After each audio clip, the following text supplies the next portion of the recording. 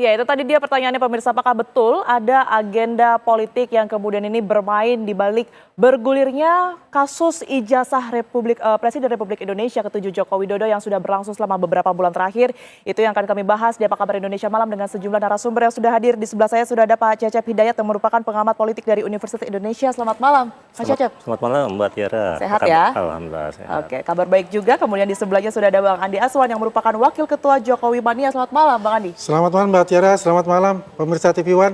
Semangat! Oke, baik. Sebelum saya ke Bang Andi dulu ya, nanti saya akan menghadirkan informasi terlebih dahulu untuk Anda, pemirsa. Ini terus didera sejumlah kasus di pengadilan, mulai polemik ijazah, kemudian juga mobil SMK, dan juga lainnya, termasuk isu pemakzulan Wakil Presiden Gibran Rakabuming Raka. Presiden ke-7 Joko Widodo ini mencurigai ada agenda besar politik di balik permasalahan tersebut, yang kemudian ini khususnya soal ijazah dan juga isu pemakzulan. Jokowi menilai ada upaya pemirsa yang kemudian ini tersembunyi untuk menurunkan reputasinya. Terus, ini kan sudah dalam proses hukum. Dalam proses hukum, sudah malah saya baca kemarin sudah dalam proses penyidikan. Ya sudah serahkan pada proses hukum yang ada, kemudian kita lihat nanti di sidang-sidang yang ada di pengadilan seperti apa.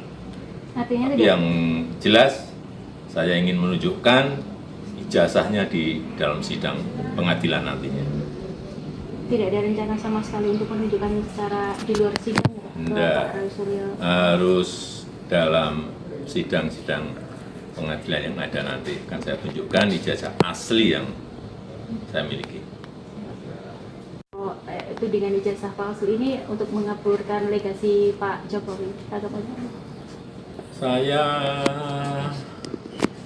berperasaan memang kelihatannya ada agenda besar politik di balik isu-isu ini, ijazah palsu, isu pemakzulan. Ini perasaan politik saya mengatakan ada agenda besar politik untuk menurunkan reputasi politik, untuk mendowngrade yang ya buat saya biasa-biasa aja. Termasuk isu yang untuk pemakzulan? Termasuk itu. Jadi jasa palsu, pemakzulan Mas Wapres, saya kira ada agenda besar politik. Baik, saya akan langsung ke Bang Andi deh. Bang Andi, Anda melihat respon dari Pak Jokowi ini ya, yang nampaknya sudah mulai curiga, nampaknya ada agenda besar politik untuk kemudian merusak reputasi, begitu ya. Anda melihat apakah betul demikian, atau memang sebenarnya ini hanya isu hukum biasa? Enggak, kalau apa yang dikatakan Pak Jokowi itu 100% saya katakan untuk saya itu benar. Dari dulu kan saya mengatakan itu. Ada grand design di balik ini yang berhubungan dengan politik itu, ya kan? Kita coba lihat dari ijazah saja ini kan nggak kelar-kelar juga masalahnya apa. Karena mereka itu ya membenarkan gitu loh, bukan mencari kebenaran. Pembenaran terhadap argumen-argumen dia yang memang sudah dipatahkan secara logika pun maupun secara bukti-bukti yang ada gitu, baik dari pihak kepolisian maupun pihak UGM itu. Dan kemudian tiba-tiba muncul ya namanya ya dari purnawirawan gitu. Ini rangkaiannya gitu kan. Tiba-tiba muncul kata pemakzulan.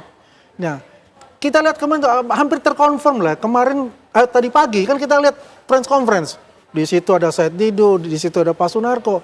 Yang notabene memang ini ya seperti suatu rancangan gitu loh. Yang akhirnya dikumpulkan jadi satu untuk menyerang Pak Jokowi dan juga untuk pemerintah sekarang, Prabowo Gibran. Oke, tapi tujuan akhirnya apa? Apakah nanti juga berkaitan dengan 2029 atau bagaimana? Kalau kita bicara 2029 memang masih jauh, tapi kan ancang-ancangnya dari sekarang gitu loh ya. Artinya begini, artinya ini ya banyaknya sedikit lah mungkin ya, ini quote unquote lah ya, untuk di kabinet Pak Prabowo sendiri dan juga ketua-ketua partai ya mencoba-coba melihat situasi seperti apa gitu loh. Ya kan, kita lihatlah banyak juga pengamat-pengamat yang merasa bahwa Mas Gibran ini tidak mampu untuk menjalankan pemerintahan itu ya kan, dan ingin memisahkan Mas Gibran dengan Pak Prabowo. Tapi kan dijawab dengan Pak Prabowo menugaskan assignment langsung untuk menangani Papua. Artinya pemakzulan itu sebetulnya sudah tidak relevan lagi gitu loh. Ya kan, karena yang ditanya ini oleh mereka ini adalah wapres yang pelangap-pelongor, tidak bisa bekerja, hanya mungkin katakanlah quote-unquote lagi main game dan sebagainya begitu loh. Padahal mereka Pak Gibran ini tidak tersorot secara kamera kan, tidak secorot secara inilah apa namanya media massa, tapi dia bekerja untuk itu. Apa yang ditugaskan oleh Presiden Republik Indonesia, dia laksanakan dengan baik. Dan Pak Presiden memberikan full support untuk assignment beliau menangani masalah Papua. Ini sudah tidak relevan lagi untuk masalah pemakzulan. Saya ke Mas Cecep. Mas Cecep, nampaknya sudah lebih dari 3 bulan ya kasus ini bergulir, sudah naik ke tahap penyidikan, sudah lebih dari 90 saksi diperiksa, belum juga ada tersangka yang kemudian ini nampaknya bisa ditunjukkan kepada publik begitu ya. Anda melihat ini apa yang sedang bermain? Apakah ini memang semacam dalam tanda kutip dipelihara begitu untuk agar kasus ini berkepanjangan? Ya, pertama kan gini ya, ketika sudah ada pernyataan dari pihak yang berwajib dalam hal ini PMJ, sudah meningkatkan dari lidik ke sidik, saya kira dalam beberapa waktu ke depan akan muncul pihak-pihak yang akan dijadikan tersangka.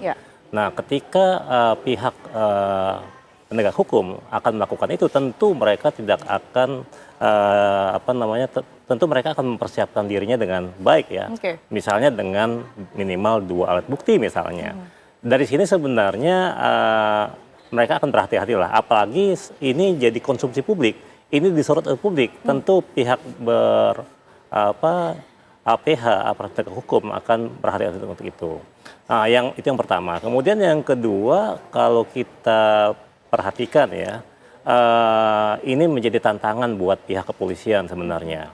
Apakah mereka ini kan berada di antara 2 kutub nih. Betul. Apakah kemudian mereka memang bisa memunculkan kepada publik, membuktikan kepada publik bahwa mereka bukanlah pihak yang bisa diintervensi oleh pihak lain yang berkuasa.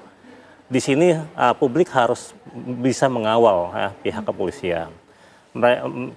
Kepolisian harus bisa menunjukkan bahwa mereka itu bisa menjadikan hukum ya, berusaha menciptakan keadaan berbasis hukum, bukan karena ada intervensi politik. Nah, itu yang kedua. Kemudian kalau tadi bicara masalah agenda ya, agenda politik, ya semua pintu kemungkinan bisa aja sebenarnya. Memungkinkan ya, gitu ya? mungkin saja.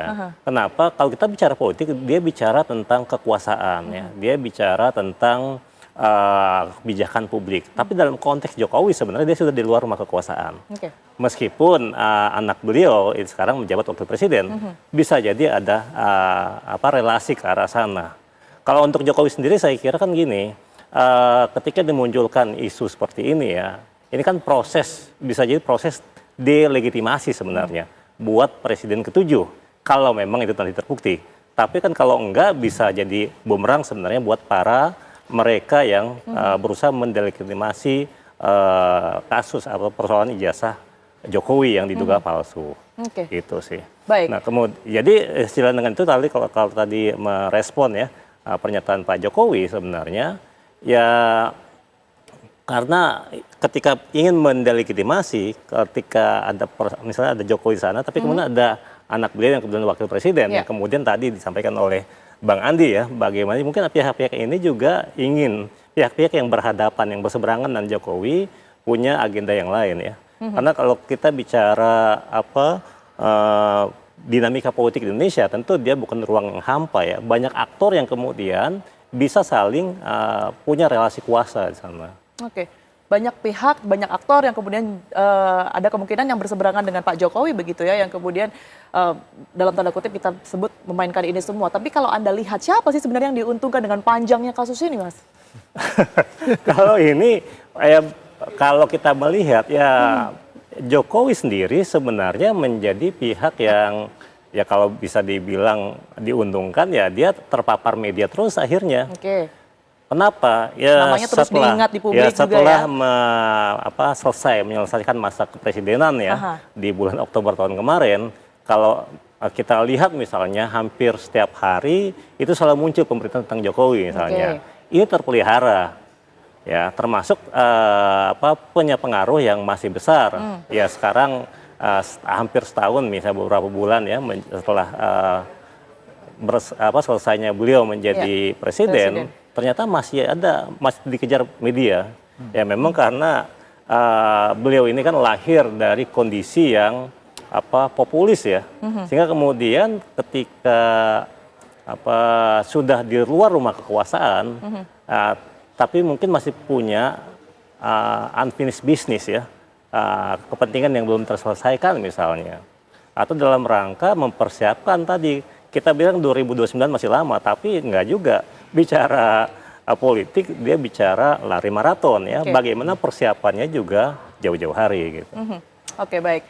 Bang Andi, Anda melihat dengan data-data yang tadi sudah saya sebutkan ya, bahwa sudah naik ke tingkat penyidikan, kemudian juga lebih dari 90 saksi ini sudah diperiksa tapi belum ada juga tersangkanya. Nah, Jokowi Mania sendiri ini mendukung ini sebagai transparansi atau justru ini semacam ada tekanan politik sih sebenarnya di sini? Enggak, kalau kita melihat ini bukan tekanan politik. Mungkin saja minggu depan itu sudah ada nanti saksi-saksi terlapor itu diperiksa kembali kan gitu. Jadi kan memang kan kalau kita lihat begitu banyak ya 90 saksi seperti itu bisa sebulan, bisa saja sebulan ya, tergantung kalau maraton ya. Karena begini, di KUHP itu kan tidak ada masa waktu untuk bisa memeriksa saksi-saksi itu. Tapi tergantung bagaimana penyidik itu bekerja secara profesional, ingin mengentaskan masalah ini secara profesional dan juga jangka waktu yang lebih cepat ya. Karena kan data-data yang kemarin kan dari proses penyelidikan sudah ada kan, tinggal menunggu data-data dari Bareskrim ya, gelar perkara khusus itu.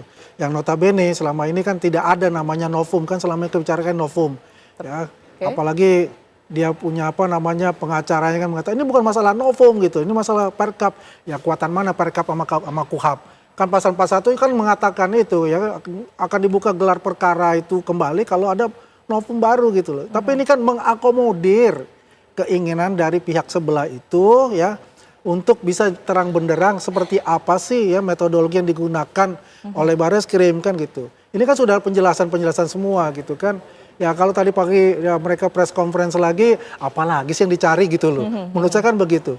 Tinggal bagaimana saja. Ya intinya sih sebetulnya begini, ini ada penggiringan opini publik lagi gitu loh. Oke, oleh siapa Bang? Ya oleh pihak sebelah lah, kawan-kawan kita itu satu yang agak melenceng gitu loh. Oke, ya tapi kan? perintahnya dari?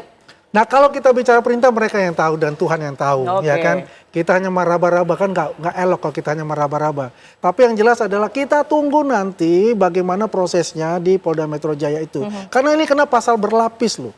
Ya 310, 311, 160, Undang-Undang ITE 3235 juga. Ini luar biasa kan. Tinggal bagaimana jaksa memilih pasal mana yang cocok untuk masing-masing orang ini gitu loh. Kan ada berapa? 4, 5 orang yang tersangka itu. Itu sih menurut saya sih ya. Sudahlah, kita santai aja, kita lihat dan kita percaya betul sebagai lembaga negara, yaitu Kepolisian Republik Indonesia, untuk menuntaskan masalah ini dengan baik secara terang benderang. Oke, pertanyaannya kemudian ini kan sebenarnya tidak hanya kubu Roy Suryo saja, kemudian juga dengan Pak Jokowi ya, Mas Cecep ya, yang kemudian belakangan ini kita dengar nama-namanya begitu, tapi juga ada dari pihak PDI Perjuangan, sekalipun tadi kami juga sudah mencoba untuk mengundang begitu, namun berhalangan hadir. Ada nama Bitor Suryadi yang kemudian ini menyebutkan sejumlah nama kaitannya dengan dugaan keterlibatan pembuatan ijazah palsu begitu ya, dan nama-nama ini kemudian ini diminta untuk dipanggil oleh pihak kepolisian. Seperti apa Anda melihatnya, nanti boleh dijawab.